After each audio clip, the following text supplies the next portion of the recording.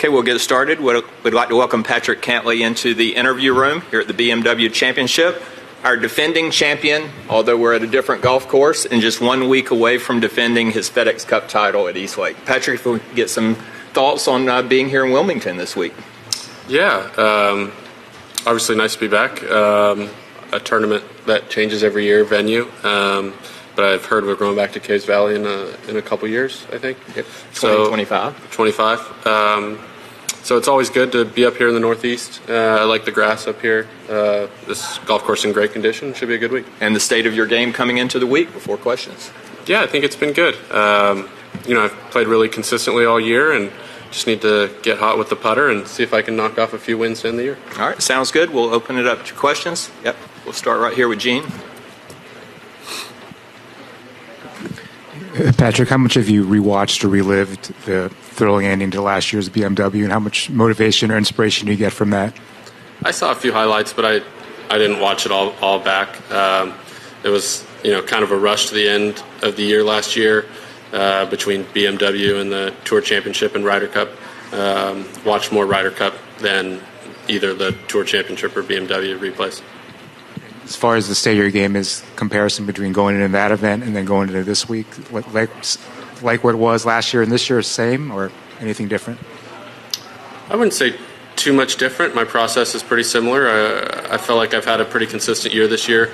Had a lot of chances, and I just need to keep putting myself right there and get a few breaks come the back nine on Sunday. Okay, Ben. Mate, what, if anything, is the key to winning on a course that no one's seen like you kind of did last year? This golf course is definitely, just like last year, extremely distance biased. You got to hit it as far as you can and hit a lot of fairways. This course is a little narrower than last year. I think most times you see when guys win, they just get hot with the putter, which I did last year. A good recipe is top of the way in driving and top of the way in putting. And so these greens are in really good shape, and if you get the ball on line and read it right, it should go in almost every time. Can sometimes a lack of experience at a place allow you to not overthink it and just go out and play as well? I'm not sure about that. I don't think there's too much strategy to this golf course. I think it's pretty right in front of you. And, similar to last year, the venues between last year and this year are actually really similar, I think, in style of golf. Okay. All right, let's go right here, center. Good afternoon. Have you played other courses in Delaware or in the immediate southeast Pennsylvania area? And any comment about what you've seen so far besides what you've said already today?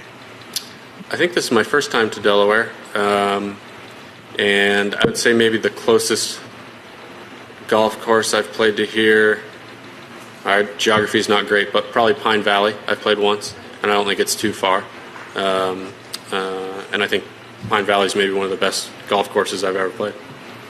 Okay, let's go over to Ryan.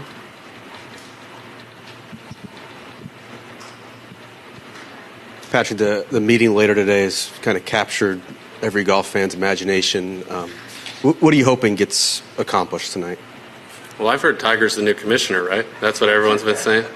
I'm going to go to the meeting. I'm going to listen to what it's all about, and I'll probably have more for you after. Can I ask you a playoff question? What do you think makes a perfect postseason for the PGA Tour? You have the regular season. What do you envision of what this could look like? Well, it's changed so many times. I'm not sure anyone's got the perfect formula yet. I'm not sure. It's hard to do playoffs in golf. I think we've seen that, and I'm not really sure. I think there's got to be smarter people than me that have more experience putting this on together, or putting this on than it seems to be tweaked every year, and I'm not necessarily sure why. I mean, we went to everyone starts at a different score to par a couple years ago. That still feels strange to me. It is a little clearer to watch on TV because you only have the one tournament going on, but you lose the fact that the Tour Championship is kind of gone, which I think is a shame, really. I actually liked it when it was the points, and you kind of knew if you were in the top 5 and you won that you had control of your own destiny, and if not, it was up to whatever Steve Sands said. I kind of liked it. If you were following it, you definitely knew what was going on. We would have never had Tiger winning the Tour Championship if it weren't for that 2-event style championship down the stretch. Tiger would have just finished 8th in the FedEx Cup. That would have been weird considering the scene we saw around that green. Like I said, playoffs is obviously a challenge in golf, and I'm not sure anyone's figured it out, the perfect formula yet. All right, let's go to Espen on the left. All right, Patrick. I spoke to some players yesterday who were surprised by how long the course was playing, and some of them said that it kind of reminded them of a U.S. setup kind of course. Do you agree with that? A what? Kind of a U.S. Open setup? I'm not sure. I don't think it's a U.S. Open setup. I think it's really long. I think it's also strange to me that we play so many golf courses that all they do is add length to the golf courses. It's so surprising to me that the golf courses that none of the guys who hit it far, they don't go to Hilton Head, they don't go to Colonial, they don't go to the short, small, dog-leggy, tree-lined golf courses. And so the way we combat the distance, the way these architects seem to think they want to combat distance, is by taking all the trees out and playing at 7,600 yards and put the tees way back, and all the par 5s are at 600 yards. And I don't think that makes any sense. So I'm surprised every time I come to a golf course where they say it's recently been redone, and then there's no real shaping of golf shots. It's just how far can you hit it and grab your driver on every hole and hit it as high and hit it as far as you possibly can. And if you can hit it 315 yards, you've taken out all the bunkers, and you're maybe in the rough, but it's way better in the rough with a 9 or an 8 iron than it is maybe even in the fairway with a 5 iron if you were to lay up to the fat part of the fairway before the bunkers. So I'm so surprised that they haven't figured it out. And it just seems like we're getting more and more of the same bomb it as far as you can golf courses week after week. I just saw you and Sander on number 5 yesterday. You were, you couldn't see the green on the approach. What's your thoughts on that hole, and if it's going to play from the tee you used yesterday? Do you think it's do you think it's defendable? Do you think it's? I mean, it looks really challenging. I think it's potentially goofy if you have 210 yards to a blind green with water that fronts the front of the green. But I'm sure the tour staff will move the tees up if it's into the wind like we played our practice round. And then if it's downwind, that won't be an issue. All right, let's go Doug and then Bob. If you were, I had a couple things. If you were a betting man, how many players do you think would have started the year outside the top 40 in the world ranking and gone on to win the FedEx Cup? 2.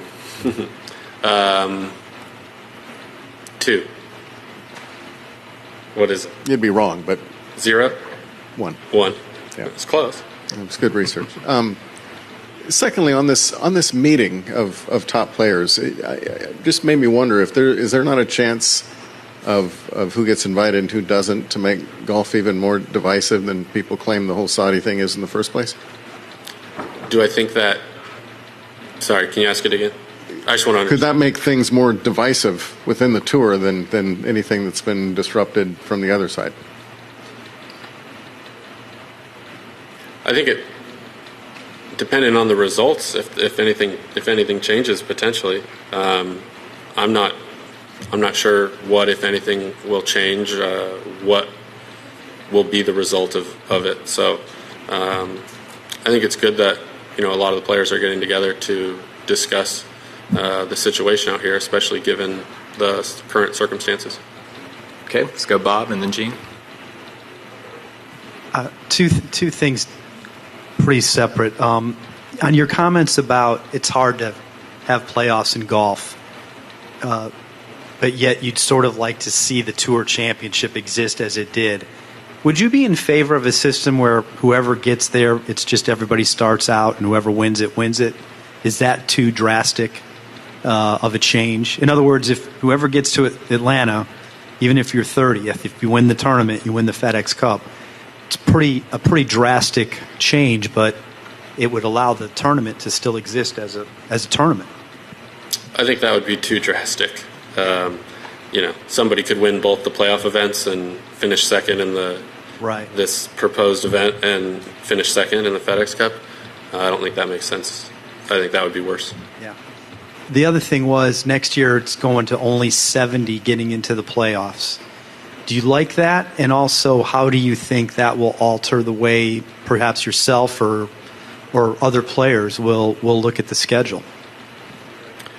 I think definitely with all the changes come January, you'll see guys play a lot more in a condensed period of time, especially because, and another one of my gripes with the FedEx Cup is it's an accumulation game. So that literally the more events you play, the better opportunity you'll have to be in the top, because there's no penalty for missing any cuts. So I think you'll see guys, especially if they start to come down the end of the stretch in the summer, where they're anywhere from maybe 55 to 100 or 125, they may just start playing every single event to try and get into the playoffs. And we're already going to see guys play more during that period of time, because no FedEx Cup points in the fall. I think that's not this year, but the next year. So, I think you're just going to see guys play a ton more between January and August. Okay. Gene?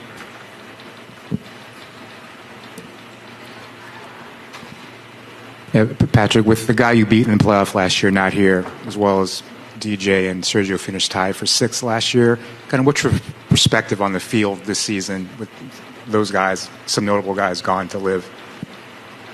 Yeah, I think it's no doubt that the fields out here have gotten weaker, missing those guys, and I think that's one of the unfortunate circumstances that happens when you have somewhat of a fractured sport as far as the best players where they're playing, especially compared to all the consistency we've had in the past, where pretty much every single one of the top players plays all these events.